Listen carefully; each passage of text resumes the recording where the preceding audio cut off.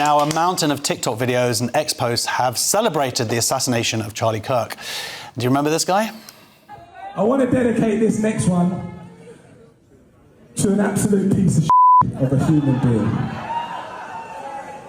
The pronouns was, were.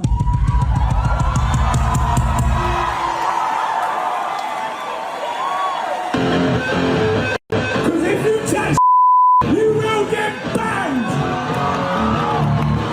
Rest in peace, Charlie Kirk, you piece of It's disgusting. Well, a lot of people have rightly been furious at these vile reactions, and some have even called for those celebrating or mocking Charlie Kirk's death to face cancellation. A music venue has recently cancelled rap punk group Bob Vylan. That's who we saw after the statement that they made on stage in that video.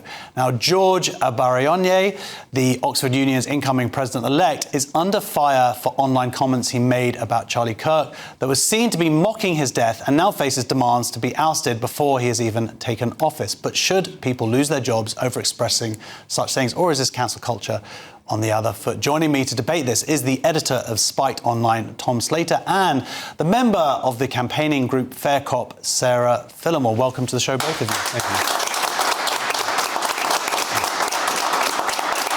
I've got to be honest, this has been a tricky debate for me.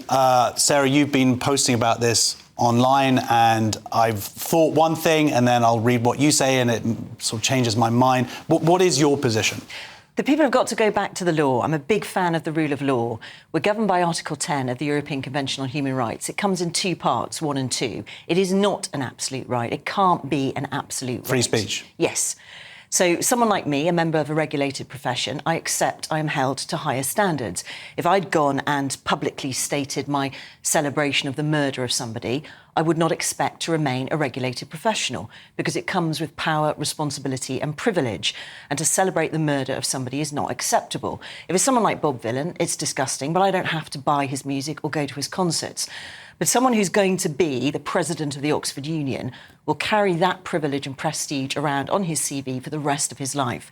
He cannot be allowed to have that position while celebrating the public execution of somebody that he was only recently debating. I think that very much falls within Article 10.2. Free speech has its limits, and he reached it. What about you, Tom? Do you think those limits were breached? Well, I think freedom of speech, when it comes to your rights as a citizen in the public realm, really the only limits are things like incitement, things like fraud, things like lying on your tax return, crimes that involve speech rather than speech crimes. Exactly. These are things that even in America, there are lines drawn along those particular issues and those particular offences. I think when you get into the questions of independent organisations, members-based organisations and then employers, you're in a slightly different territory. I mean, you, Josh, couldn't go on social media tonight, slag off your employers and expect to have a job on Monday morning. Even the BBC, with the whole Gary Lineker situation, reposting that Instagram post with rats in it referencing Zionists, made us realise that even there's a level of anti-Semitism they won't put up with, which was a surprise for most of us. But at the same time, when we're talking about the Oxford Union, this is a members-based organisation. He was elected. There is a mechanism for the members to force a confidence vote in him. They just have to get 150 of them together to do so.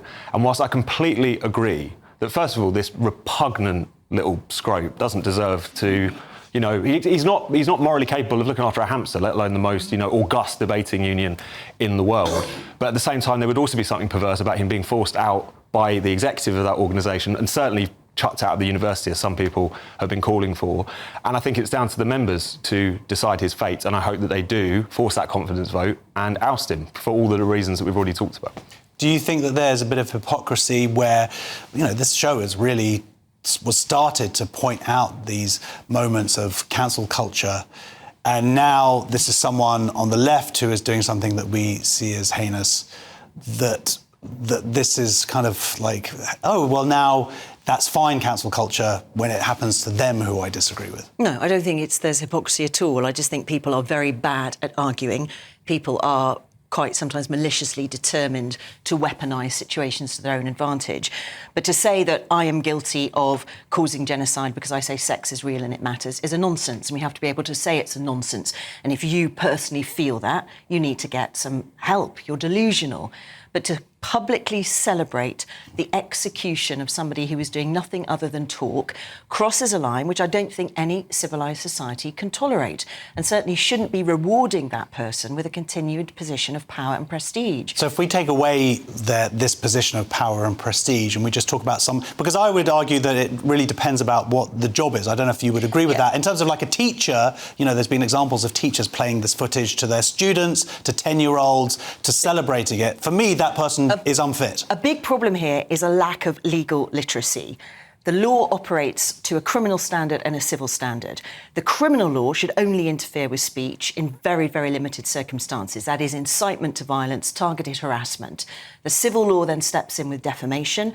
And I think, as you mentioned, your employment contract or your position as a regulated professional then adds another layer. People have got to be clear about this. I'm not calling for him to be arrested. I'm not calling for him to be refused entry to the United States. And what about being kicked out of Oxford? No, I think that would be disproportionate. What I'm saying is, if you are going to take advantage of a position of power and prestige, that carries with it responsibilities. I am hearing that people are now refusing invitations from the current president to debate. So he's having a real impact on the union. Well, this is it. I mean, it's particular, Tom, that this role that he has, he's there to celebrate debate and free speech. So surely that makes his position untenable, even if he didn't get these 150 votes to oust him? No, I think it shows that he's unfit to do it. The question is who decides finally whether or not he should hold that position. I think particularly if you're in an organisation which has democratic mechanisms, then it should be up to that selectorate to decide. And I think the thing that we need to be conscious of here is that there is this specific case, there is the question of employment law, of course, but it's also obviously gone much broader than that. In the US, for instance, a lot of people on the right of politics, there was a Republican congressman the other day saying that now was the time for social media companies to introduce lifetime bans on anyone who had been seen to celebrate the murder of Charlie Kirk. There's also a lot of people who I think by any strict definition are just kind of civilians. There was a bloke who worked in like Home Depot in the US who had said something that he probably shouldn't have said to what I imagine was originally quite a small amount of people, but the way these things get screenshotted and shown to the world ends up losing his job. I think that there is a broader appetite amongst some sections, particularly the American right, although these things do wash over here to a certain extent inevitably, for kind of vengeance and retribution, and not just in the sense of political violence, although because no one would ever say that openly, but even when it comes to kind of tit-for-tat cancel culture at the edges, I just think it's only going to make the problem worse. And also I think kind of deepen that sense of that kind of the grim satisfaction a lot of these people are taking from being seen to transgress in this way. I think Bob Vylan is a great example. They have basically now made a career, a name for themselves out of trying to be as absolutely toxic and unpleasant as possible. And I think there's a danger that whilst they would probably be saying these things anyway, we give it that extra level of kind of transgression and make ourselves look like hypocrites if we start to engage in. Well, that's fair enough. But then, of course, the thing about Bob Vylan is that they were featured, given slots at Glastonbury, they were featured on our national broadcaster. And this is before they did, I don't know if you've watched any of the original footage, but this is before they came out with these statements like death to the IDF. Do you think that the BBC has any culpability for putting them on? It is difficult. That's why we need to talk about it. If it was criminal incitement, then absolutely the BBC should be culpable. I think that's where it starts to get difficult, saying, well, is that criminal incitement? I think it was originally reported he was saying, I'm killing Jewish people. I think that would have been an extra layer, but he said the IDF, so it didn't meet that threshold. But that's unfortunately had the coding that these people have used. I think for people like that, we have to let the marketplace decide. If people really aren't revolted by that, well, there's very little we can do. We can't put them all in prison. But what I'm saying, if Bob Vylan was standing to be elected as Member of Parliament, we would be entitled to say that he has made himself unfit for that office because he would need to represent all his constituents, including the Jewish ones. So I know this is a difficult debate because, as I alluded to, there are different layers. There's a criminal, there's a civil, there's your employment responsibilities. But we mustn't shy away from saying celebrating the public execution of somebody is abhorrent. It diminishes the person who does it.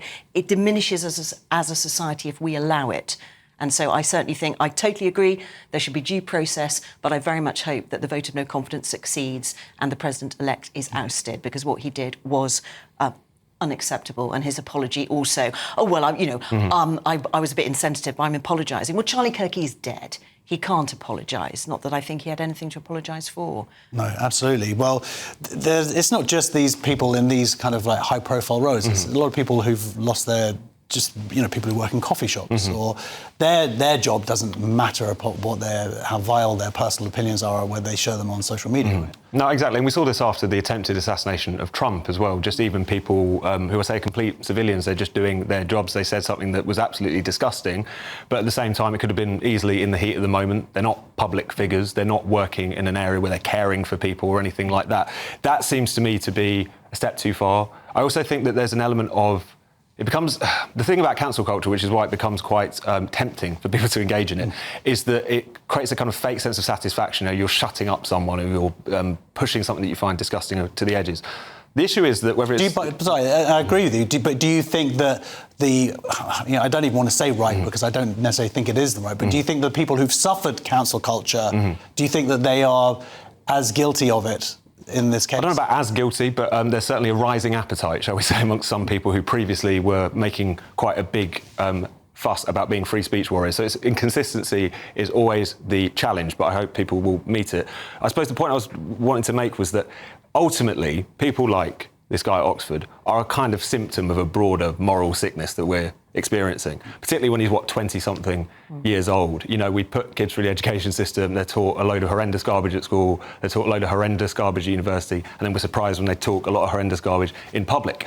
And I think as much as I think we should oppose any form of cancel culture because it just becomes a quite depressing tit for tat, it will also be a distraction from the much more kind of deeper conversations we need to have about how did we get ourselves into a position where someone is shot dead for something they say, and a not insubstantial amount of people crowd onto social media to celebrate it. And that, I think, was probably more where the discussion should be, rather than whether or not this person or that person should lose their job. I'd rather not see that. I'd rather see, as I say, a much kind of more pressing and important debate take place. But do you think that something like having these lines in the sand as a society is that's what's going to allow us to actually stand up as the silent majority to go, this is not acceptable? Well, we have to have these lines. Any society worth living in. Article 10 was drafted specifically to say it is not an absolute right. It cannot be an absolute right. If it's an absolute right, it just gives power to these people who are flooding social media to say these horrible things.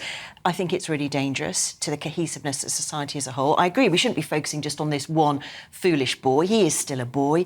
Hopefully he'll grow up and have a chance to reflect. But this is our chance, isn't it, to draw that line in the sand. You do not publicly celebrate the murder of somebody and expect to get respect, influence, power. We have to draw the line in the sand somewhere. And this is it. Well, that was the editor of Spite Online, Tom Slater, and member of campaigning group Fair Cop, Sarah Phillimore. Big round of applause.